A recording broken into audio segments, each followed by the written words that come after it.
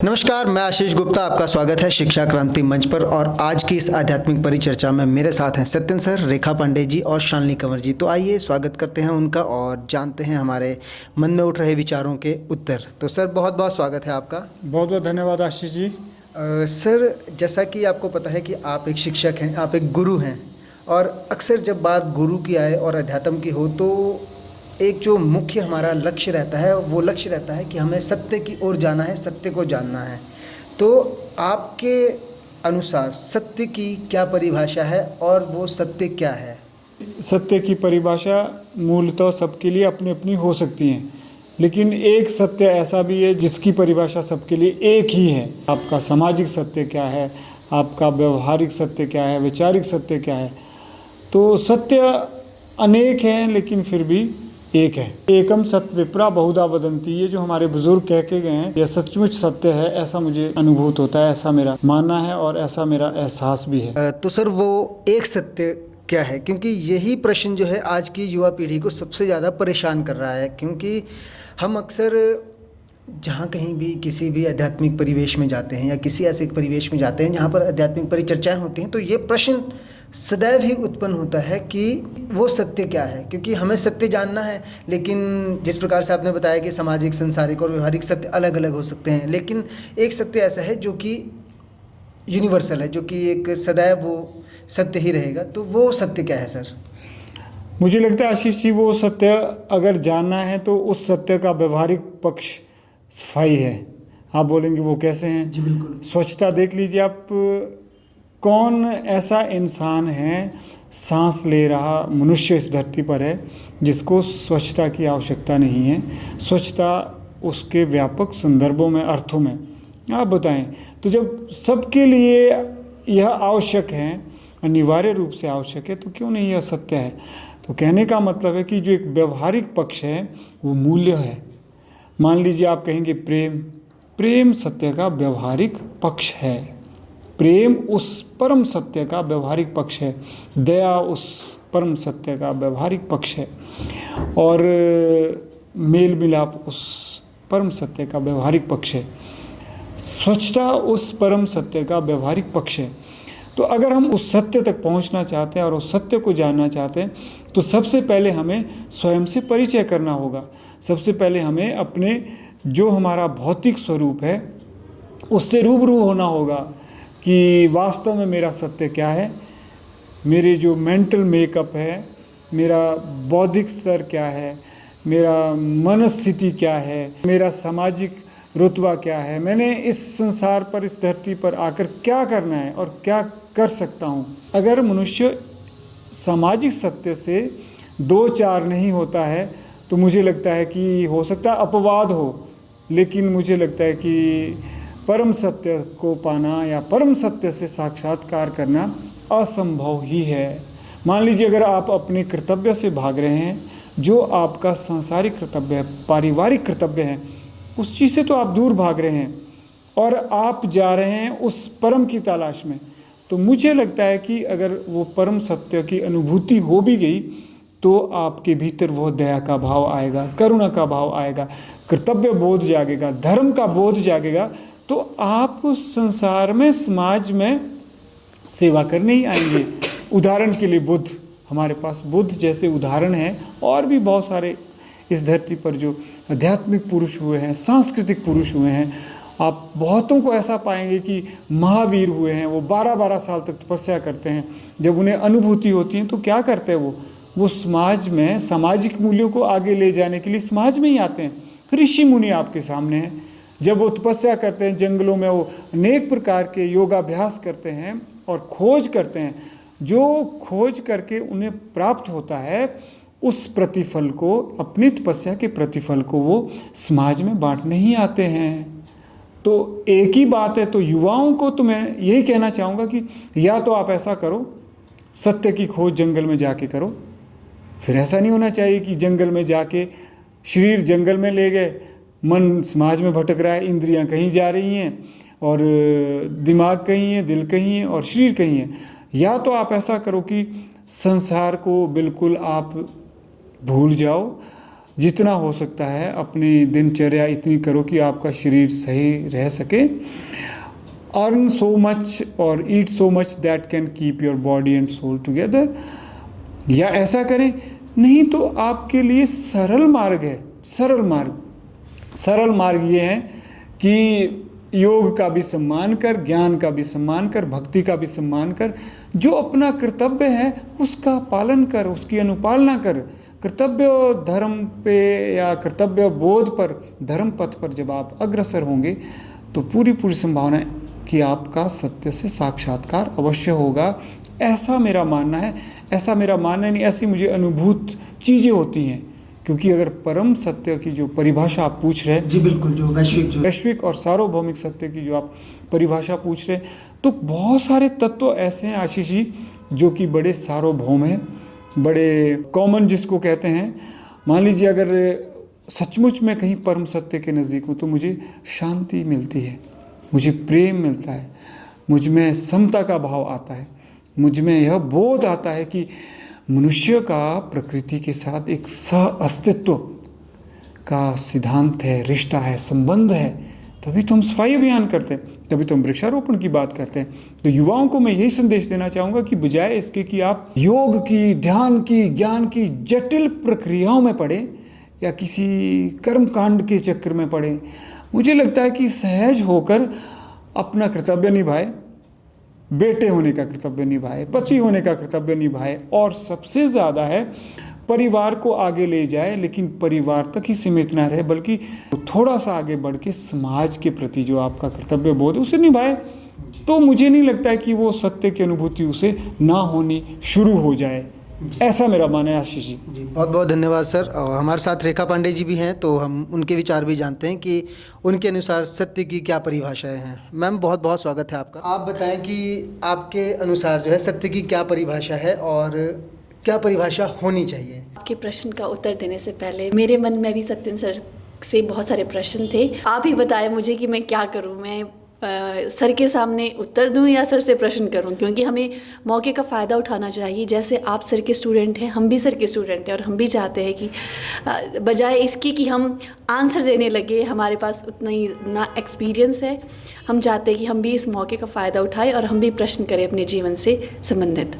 जहाँ तक अभी सर ने हमें बताया कि हमें व्यवहारिक सत्य और वैश्विक सत्य की ओर जाना चाहिए, तो मुझे लगता है कि अभी हमें व्यवहारिक सत्य की ओर जाते हुए आपके मन में उठ रही जो शंका है उसका समाधान पहले जानना चाहिए। तो आप बिल्कुल अपने आपको पूर्ण अनुमति है कि आप अपना प्रश्न जो है गुरुचरणों में अर्पित करें, ताकि जो है आपको उसके उत्तर रूपी जो पुष्प जो हैं प्राप्त हो सकें।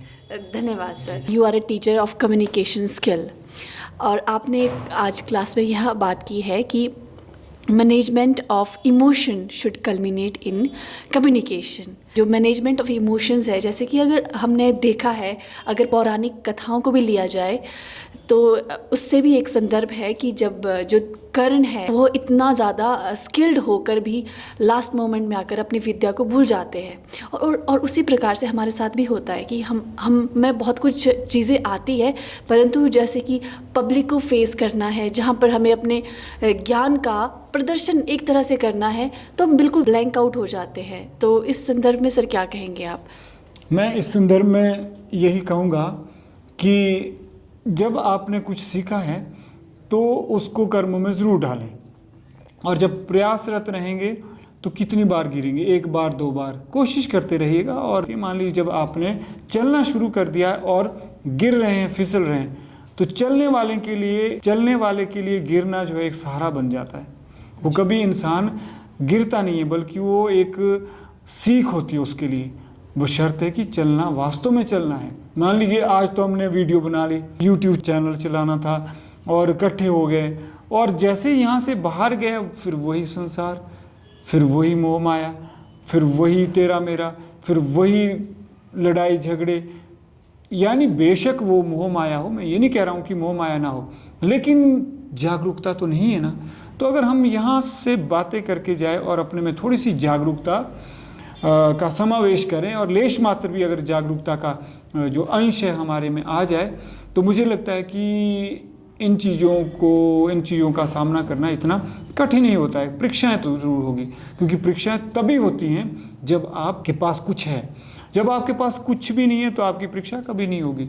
आपने अगर तैयारी की है तो ज़रूर इस जीवन की पाठशाला में आपकी परीक्षाएं होगी। तो परीक्षा के लिए तैयार रहिए और परीक्षा दीजिए। अगर आप में वो ईमानदारी है, सिंसियरिटी है, तो मुझे नहीं लगता है कि कोई चीज़ आपको रोक सकती है दुनिया की सफल होने में। जो आप ज्ञान की बात कर रहे हैं कि ज्ञान है, उसको व्यवहार में ढालती बार हम फिसल जाते हैं, करण फिसल गए, बहुत सारी चीज़ें हो गई। तो बल्कि हमें तो भाग्यशाली समझना चाहिए अपने आप को।